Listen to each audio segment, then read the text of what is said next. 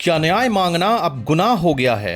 क्या ब्राह्मण होना अब अपराध बन गया है? कौशाम्बी जिले में एक गरीब ब्राह्मण परिवार को पहले झूठे केस में फंसाया गया और जब उन्होंने इंसाफ मांगा तो पुलिस ने उनके सपनों को लाठियों से कुचल डाला। नमस्कार, मैं हूं शौर्य द्विवेदी, आप देख रहे हैं इन्वेस्टिगेशन। ये कहानी है एक गरीब ब्राह्मण परिवार की जिसका बेटा निर्दोष था, लेकिन कुछ जातिवाद मानसिकता वाले लोगों ने उसे एक झूठे छेड़खानी केस में फंसा दिया। पिता थाने दर थाने दौड़ता रहा, हाथ जोड़कर इंसाफ मांगता रहा, दर दर भटकता रहा, मगर हर बार उसे सिर्फ डांट और तिरस्कार का सामना करना पड़ा। आखिरकार उस बाप ने थक कर हार कर जहर खा लिया, बेटे को बचा नहीं सका और खुद भी दुनिया छोड़ गया। इंसाफ की उम्मीद लेकर जी रहे एक बाप की चिता समाज और सिस्टम दोनों के मुंह पर तमाचा बन गई। मामला जब सवर्ण आर्मी के कौशाम्बी जिला अध्यक्ष तक पहुंचा तो उन्होंने पूरी टीम के साथ मौके पर पहुंचकर शांतिपूर्ण धरना प्रदर्शन शुरू किया। मांग साफ थी, दोषियों की गिरफ्तारी और पीड़ित परिवार को न्याय मिले। लेकिन अपनी नाकामी और संवेदनहीनता छिपाने के लिए पुलिस प्रशासन ने प्रदर्शनकारियों पर जमकर लाठियां बरसाई।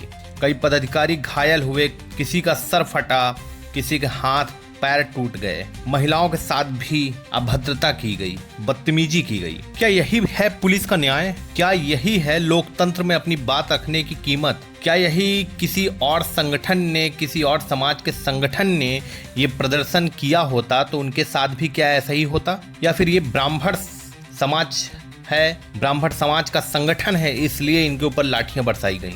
बड़ा सवाल है। क्या पुलिस का न्याय यही है? लोकतंत्र में अपनी बात रखने की कीमत चुकानी पड़ेगी, मार खाकर। सवर्ण आर्मी के कार्यकर्ताओं का कहना है कि हम शांति से बैठे थे, शांतिपूर्ण ढंग से प्रदर्शन कर रहे थे, लेकिन पुलिस ने हमें पीटा बुरी तरीके से। हमारे कार्यकर्ताओं के सर फटे, पांव टूटे, हाथ टूटे, जैसे हम कोई अपराधी हों। एक निर्दोष ब्राह्मण परिवार पहले झूठे केस से बर्बाद किया गया, फिर न्याय मांगने पर कुचला गया। अब सवाल यह है कि क्या प्रशासन गुनहगारों के साथ है? क्या ब्राह्मण होना अब गुनाह है? अगर आप इस अन्याय के खिलाफ हैं तो इस स्टोरी को शेयर कीजिए ताकि सिस्टम सोने से पहले जाग जाए। आप देख रहे थे इन्वेस्टिगेशन न्यूज।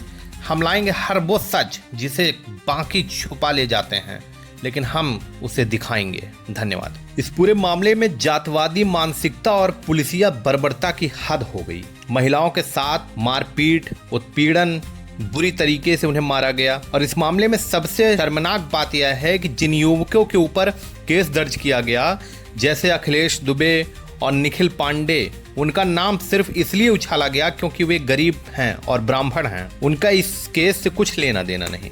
प्रशासन ने तथ्यों की पुष्टि किए बिना फर्जी मुकदमे दर्ज किए, जो साफ तौर पर सत्ता के दमनात्मक चेहरे को उजागर करता है। एक बाप मर गया क्योंकि वो अपने बेटे की बेगुनाही साबित नहीं कर सका। एक बेटा बर्बाद हो गया क्योंकि वो गरीब था और ब्राह्मण भी। सवाल सिर्फ लाठियों का नहीं है, सवाल इस व्यवस्था का है जहां अन्याय के खिलाफ आवाज उठाना अब सबसे बड़ा अपराध बन गया है।